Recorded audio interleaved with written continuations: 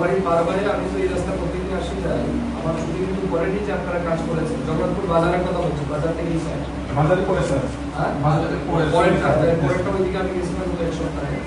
তো আজকে আসার সময় দেখলাম এই জগন্নাথপুর চা বাগান যে বাজারে পড়ে একটা ডোজার লাগছে। আজকে ফটিকরায় বিধানসভার সমস্ত গ্রাম পঞ্চায়েতের অধীন PWD department, DWS department, RD department এবং আমাদের পাওয়ার ডিপার্টমেন্ট তার অনগোয়িং যে কাজগুলি চলছে বা রাস্তাঘাটের সমস্যা, পানীয় জলের ইস্যু, ইলেকট্রিসিটির সাপ্লাই নিয়ে ইস্যু, এই সমস্ত বিষয়ের উপর আমরা একটা পর্যালোচনা বৈঠক করছি। আজকের এই পর্যালোচনা বৈঠকে আমার সাথে জেলা সভাধিপতি, আমাদের ডিএম অ্যাডমিনিস্ট্রেশন এবং সমস্ত সেই ইঞ্জিনিয়ারিং ডিপার্টমেন্টের যারা আধিকারিক রয়েছেন জেলা স্তরে, মহকুমা স্তরে সবাইকে নিয়ে আমরা বৈঠকে অংশগ্রহণ করছি।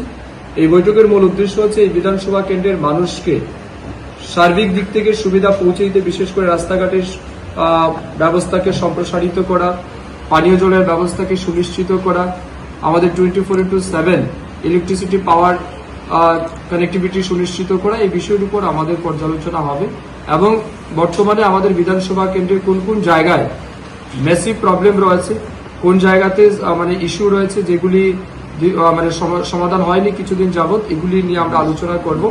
আমাদের বিভিন্ন গ্রাম পঞ্চায়েতের প্রধানগণ আছেন, তাদের বক্তব্য আমরা শুনব এবং পর্যায়ক্রমে সেগুলিকে যাতে দ্রুত সমাধান করা যায় এই লক্ষ্যমাত্রা নিয়ে আজকে আমরা রিভিউ মিটিং এ বসেছি।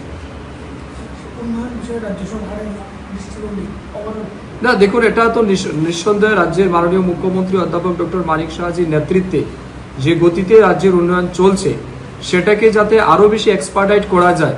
আমি এই বিধানসভার একজন বিধায়ক তথা রাজ্যের মন্ত্রী হিসেবে এটা আমারও দায়িত্ব যে এই এলাকার বা এই জেলায় আমাদের বিধানসভায় রাজ্যের মাননীয় মুখ্যমন্ত্রী যে টার্গেট নিয়েছেন বা যে সমস্ত কাজগুলি বরাদ্দ করা হয়েছে, যে ফান্ড দেওয়া হয়েছে, সেটা কতটা ইউটিলাইজেশন হচ্ছে, বিশেষ করে 2024-25 অর্থ বছরের যে বরাদ্দ সেটাকে আমরা কতটা ইউটিলাইজ করতে পেরেছি। এই বছরের বাজেট বরাদ্দে যেটা অ্যালোকেশন করে দেওয়া হয়েছে বিশেষ করে লাইন ডিপার্টমেন্টকে, সেটাও যাতে আমরা 100% অ্যাচিভ করতে পারি, তার লক্ষ্যেই আমাদের বৈঠক। আমার বিশ্বাস একটা ফলপ্রসূ আলোচনা হবে এবং কনসার্ন যারা অফিসিয়ালরা এখানে উপস্থিত আছেন তারাও দায়িত্ব সহকারে বিষয়গুলিকে অ্যাড্রেস করবেন। Welcome to ICFA University. Step into a world of endless possibilities and shape your future.